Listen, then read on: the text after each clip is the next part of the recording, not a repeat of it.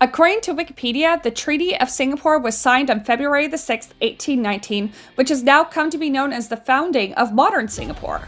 But what is the impact of former colonialist powers on modern-day Singapore? After all, Singapore existed long before 1819. Let's find out more about what Wikipedia has to say. It's week 6 in 2025 at Wiki Review Weekly History.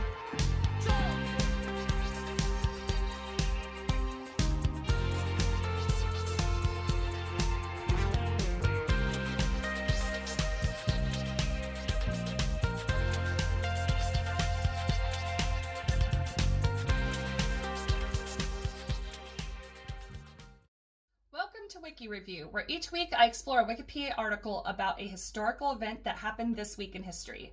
I explore it with you in a fun and conversational way, review sources to assess the article's credibility, and finish by spinning the roulette wheel to pick next week's topic. If you haven't already, like and subscribe. I'm Kaylee, and stick around as we dive into the Wiki Review. The signing of the Treaty of Singapore on the 6th of February 1819 is officially recognized as the founding of modern-day Singapore. The treaty allowed the British East India Company to open up a trading post in Singapore, marking the beginning of a British settlement. As Singapore was also a major trading port in ancient times, it also referred to the founding of modern Singapore to reflect the fact that the history of Singapore stretches back further. Well, yeah, of course it does. It wasn't just like the British came there and they decided that Singapore was a thing and therefore existed now. Like, it was been around for like thousands of years before that. This is not something to always give the British credit. Anyway, continuing onward. Since its signing, both the previous British colonial government and the present government of Singapore have held major commemorative events at every Golden Jubilee interval. In 1869, it was the 50th, 1919 was the 100th, 1969 was the 150th, and 2019 was the 200th to mark Singapore's modern founding. Now, a treaty of central importance to modern history of Singapore and its national mythos, its legacy remains complex, with both critical and pragmatic views about what it represents and means for the country. Now, in the late 18th century, the commercial and training activities, maybe, I don't know if they did military training or not, maybe we'll find out in this article. But anyway, the commercial and trading activities between the British Empire and the Qing? Do I say it Queen or Quinn? If anyone speaks Chinese and knows for sure, write in the comments below. But the activities between the British Empire and the Qing Empire became more and more frequent, and the need for setting up British bases in the middle of navigational routes was also increasing. As a result, the UK started looking for ways to set up trading posts in the region. And in 1786 and 1791, the British East India Company signed treaties with the Sultan of Kedah to acquire Penang in the Malay Peninsula. And in 1795, during the First Coalition War in Europe, William V of the Netherlands was in exile in England. He issued a series of letters, later known as the Q letters, to oversee Dutch colonies, instructing the local governors to temporarily transfer the control of the Dutch colonies to the UK for safekeeping, including Malacca, Padang, and other places as well. Now, in 1811, the death of Sultan Muhammad Shah III of Johor immediately triggered the question of which one of his two sons would succeed to the throne as the new sultan. The elder son, Tengku Hussein, was not in Johor at the time because he was having his wedding in Pyongyang. His younger brother, Tengku Abdul Rahman, then took the opportunity and ascended the throne. Yeah, that sounds about right. I think that's how it was run with like royalty back in the day. You know, somebody happens to be gone for XYZ reason, someone dies, so the sibling just takes over control. Seems like that just transcends continents, that weird idea. Yeah, I guess that's how they did power back then. But yeah, he was at a wedding, and so his brother was like, yo, my throne. Just absolutely lovely. Well, Tengku Hussein was subsequently sent into exile and I'm going to butcher the name, Penyengat Island of Riyadh Archipelago. Riau. R-I-A-U. Riau Archipelago. Now, in 1814, the situation in Europe stabilized. Britain and the Netherlands signed an agreement to return the original Dutch colonies back. And later, the influence of the Netherlands in the region gradually recovered and increased as they began levying taxes on ships anchored in their colonies in the area, including British ships. And that's citation number 14, which we will have a take look at that later. Now, consequently, the British East India Company began to look for another base in the region.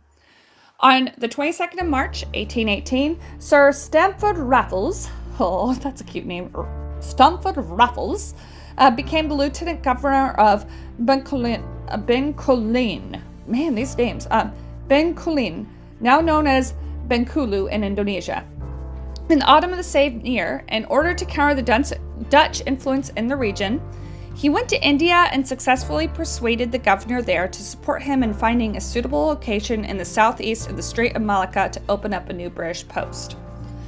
On the other hand, on the 28th of November of the same year, the Netherlands reached an agreement with Sultan Abdul Rahman, the younger son, to establish a garrison camp in Riau, giving the Netherlands the control over the main shipping channels in Malacca Strait. Then Sir Raffles arrived in Singapore on the 28th of January 1819. He immediately arranged to meet with the Temenggung Abdul Rahman, the local noble in charge of maintaining law and order. They signed a provisional agreement and 2 days later to allow the UK to establish a trading post there, and the Union Jack was hoisted. Since the Temenggung was subordinate to the Sultan, the sovereign of Johor, the approval of the Sultan was needed to finalize the treaty. However, the younger son, Abdul Rahman, was the Sultan at the moment and had a close relationship with the Netherlands. It was near impossible for Sir Raffles to get the signature from Sultan Abdul Rahman. Yet Sir Raffles was aware of the succession dispute, and so he decided to make good use of it. He arranged the elder son, Tengku Hussein, to be brought into Singapore from Riau. Tengku Hussein was then declared the rightful heir and proclaimed as Sultan of Johor. On February the 6th, 1819, Sir Raffles, I can't say his name like a person. Like, I feel like Sir Raffles is what I would call my dog or my cat. And I just, even when I try to take him seriously, I'm like, Sir Raffles. This guy, okay, it's fine. Anyway, in February the 6th, 1819, Sir Raffles, Sultan Hussein, and Temenggung Abdul Rahman signed the Treaty of Singapore in a public ceremony, and the Union Jack was once again hoisted afterwards. This is now recognized as the official founding of modern Singapore. Now, the Treaty of Singapore was written in both English and Malay. The treaty authorized the British East India Company to maintain a factory or factories on any part of Her Highness's hereditary dominions. Now here, the word factory has a different meaning in the past. It used to mean an establishment for factors and merchants carrying on business in a foreign country. And this gives us 3 citations in a row, 21, 22, and 23, which we will look at later because I've never heard that this term factory was used differently. But we'll see. We'll figure that out later. But more simply, this was referring to a trading post. A trading post. I guess it does make sense. Well, in exchange, the British were obliged to provide monetary compensation for Sultan Hussein and Temenggung Abdul Rahman. The UK would need to respectively pay 5,000 Spanish dollars and 3,000 Spanish dollars every year to Sultan Hussein and Temenggung Abdul Rahman. Sultan Hussein also assured that the company would be protected from enemies in return for the same commitment from the UK, but Britain was not going to get involved in internal conflicts. In addition, Sultan Hussein and Temenggung Abdul Rahman guaranteed that UK would not enter into any treaty with any other nation, nor admit or consent to the settlement in any part in their dominions of any other power, European or American. Of course, not long after the signing of the treaty, both Sultan Hussein and Temenggung Abdul Rahman sent letters to Bugis Viceroy Raja Jafar and the Dutch about them having been forced to enter into the treaty. It was also said that Sultan Hussein had been pressured into accepting the sultanship. But less than a month, on March the 1st, 1819, the UK demanded Temenggung Abdul Rahman and Sultan Hussein to sign a treaty saying, they gave their consent to the British to start a trading post there. Temugung Abdul Rahman also told Britain that he had made the complaint to try to prevent relations with the Dutch. To prevent it. He wanted to prevent those relations from ever taking place. Now, the Singapore government has organized different commemorative activities to mark these major anniversaries of Singapore's modern foundation. The last one was in 2019 for the bicentennial. To coordinate and organize the activities to commemorate the 200th anniversary, the government established the Bicentennial Office in late 2017, more than a year earlier, and when 2019 came, Prime Minister Hussein held a ceremony to launch the year-long commemoration on the 28th of January, the day when Sir Raffles landed in Singapore for the first time. Now, the year 1969 saw the 150th anniversary of the foundation of modern Singapore, and the 4th year of independence from Malaysia. At that time, the Singaporean government had already been arranging and organizing different celebrations for a year. And in 1919, the 100th anniversary, the colonial government formed 2 special committees a year prior to the centennial to come up with ideas for the occasion. One of the committees, the Centenary Memorial Committee, decided to set up a fund for higher education and building a local university. Oh wow, that fund led to the establishment of Raffles College. Oh dear. Oh, little Raffles got himself a college. I'm sure it's quite a nice college. I have not throwing shade to them. Oh, this is good. They go through a renaming process. It would later become ultimately known as today's National University of Singapore. Good for you, National University of Singapore. I'm so glad you changed your name. Now, on the 50th anniversary in 1869, the Cavenagh Bridge was opened in 1869 to commemorate the 50th anniversary of the modern foundation of Singapore. And you should be seeing that in the slideshow that I have playing in the background. It's popped up several times at this point, I would believe. Now, it was named after the last governor of the Straits Settlements from 1859 to 1867, Sir William O. Cavenagh. The bridge is the oldest surviving suspension bridge across the Singapore River. I did not know that. That's cool. That's citation number 44. We're going to take a look at that. Now, in August 2019, the bicentennial year, the government designated the bridge a national monument. Now, in Singapore, there have been debates and different opinions about the 6th of February 1819 and its memory, and whether it should be celebrated or commemorated at all. For some, the historical event represents the start of colonialism and therefore unethical and repressive, and, well, any commemoration of it amounts to the glorification of the oppressors. I can see that. Others have also positive views about the colonial rule, with the positive outcome in various areas, such as the development of Singapore's economy by converting it as a free port, leading to increased trade in the early years and providing good education and legal systems. And that, my friends, is where it leads off. I find this article very interesting because when you send it as a PDF, the PDF is actually 15 pages long, but only 5 and like a little top 3 sentences at the top of page 6 is actually text.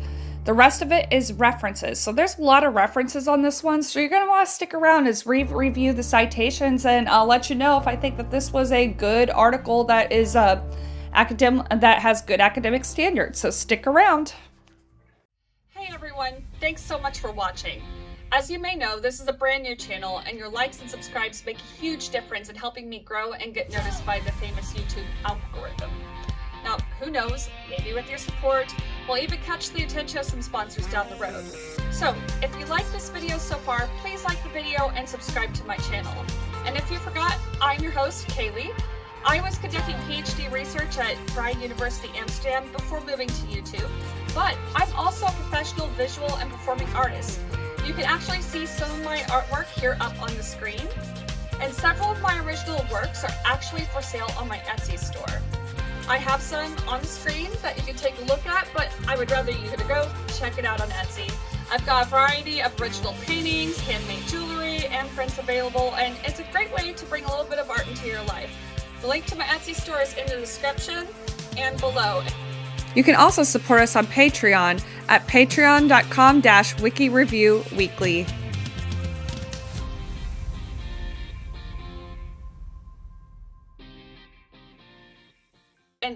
again for being here. Like and subscribe to this channel, and let's continue. All right, I have gone ahead and pulled up the references to the 1819 Singapore Treaty up on the screen.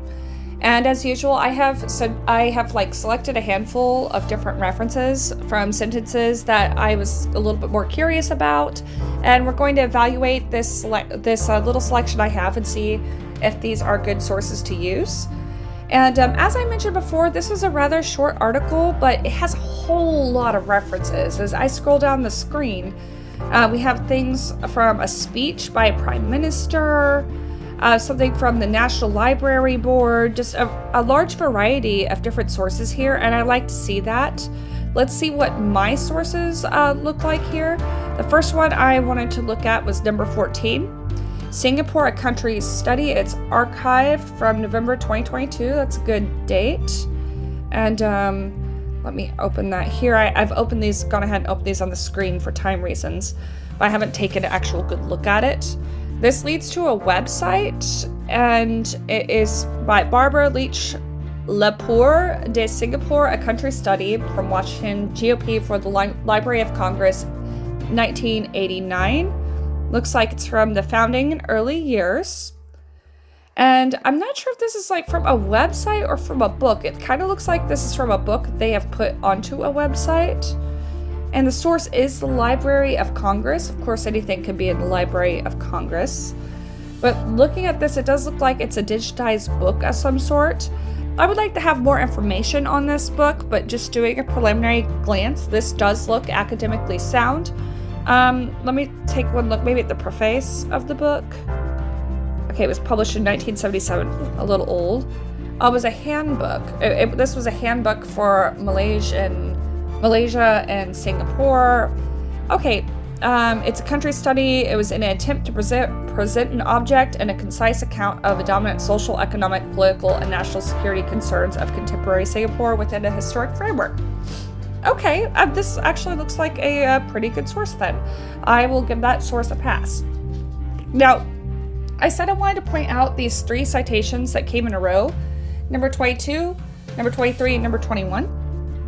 And I went ahead and opened them beforehand, and though I have not looked at them closely, it has become apparent that they are from dictionaries. The first one was from, oh wow, that's a lot of ads, dictionary.com, and the second 2 were from the Merriam-Webster dictionary, which, I mean, that's a fine source.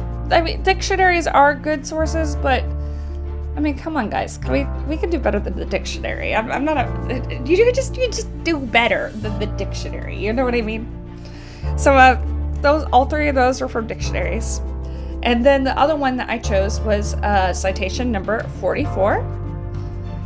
Citation number 44 is talking about the Kavanaugh Bridge, and it brings us to a Singapore government agency website. And it talks about the Singapore River Bridges, Kavanaugh Bridge, Anderson Bridge, and the Elgin Bridge. Ooh, I wonder if this is the same Lord Elgin as the one from Greece. That's a whole different thing. Anyway, it doesn't matter. But it looks like it's talking about national monuments and public infrastructure in Singapore. And I think this looks like this is a pretty good source. It's coming from a government website, according to the website. I mean, again, always double check and make sure that it is a real website, but the National Heritage Board. Usually something like that is usually a pretty good source. The thing, I'm pulling up the About Us here. Okay, it's Heritage. This is an alright source. The thing is, like, I wish that the sources I chose were more academic, like, articles, but it does appear when I go through these sources that they're, like, a history and debate around it. That looks a little bit more like what I was looking for, but there's a lot of different things in here. There's speeches. Some of it looks like it's in Chinese, so of course I can't really read Chinese. But overall, I think that this particular article is saturated in sources. Like, there's quite a lot of sources. And because there are so many sources, even though the handful that I found maybe weren't the best, they also weren't bad either. So I would say that ranking this article for accuracy out of 1 to 10. Oh, you know what? Before I do that, I just want to talk about one other thing is The way I read this, it seemed like it was coming from more of a colonialist stance, and I don't feel that great about it because I felt like there was all this stuff about the UK. It's like, and I guess it is about the 1819 Singapore Treaty, but I really wish they would have talked about a little bit more about Singapore before the treaty and how the treaty impacted the people who were living there at the time, instead of just going on about, you know, the little guy with the cute little name, Mr. Raffles, and all that stuff. I wish they would have talked about, like, maybe like what other Singaporean leaders besides just the royalty, or like the actual citizens, how they felt about the whole thing. And it felt a little one-sided on the hand of imperialism here, so I am going to have to dock them a bit for that. I felt like there was a bit of bias showing in there. But I would say I would put this at about a 7 on a scale of 1 to 10, with 10 being the best for accuracy. And a lot of that is also because, well, the sources that I randomly chose, like, I mean, it was a selection. It was kind of like you're just looking at certain sources, as one does whenever you're doing a scientific study. Those were okay, and that and the bias. So yeah. Anyway, stick around. We're going to do the wheel spin, and we're going to see what the topic is going to be for the next week. See you soon. Hey, if you like this video or topic, please remember to like and subscribe. And if you saw anything in the Wikipedia article that you think is incorrect, needs editing, or something you just think is cool, write it in the comments below. Now, let's spin the roulette wheel and see what next week's topic is going to be. All right, I've gone ahead and put the wheel right there up on the screen. Let's spin it and let's see what we are going to be doing for week number 7. What is our topic? Oh, was it crime? No, it's biography. All right. On week number 7, we will be doing a biographical deep dive into someone's biography on Wikipedia. So stick around next week to find out who it's going to be. Thanks so much for watching today. Again, this is a brand new channel, and your likes and subscribes really help me get noticed. I hope to build this channel to a point where it can be monetized and get sponsorships, because doing this sort of thing is really fun, and I'd like to continue. I'd also love for you to check out my Etsy store if you're interested in supporting my work. I have a variety of original paintings, homemade jewelry, and prints for sale. It's a great way to bring a little creativity into your home. So if you had fun today, or you saw something in the wiki article that maybe someone needs to edit, please comment below, and don't forget to like and subscribe. Your support means the world to me. Until next time, stay inspired, keep learning, and I'll see you in the next video. Take care! You can also support us on Patreon at patreon.com/wikireviewweekly.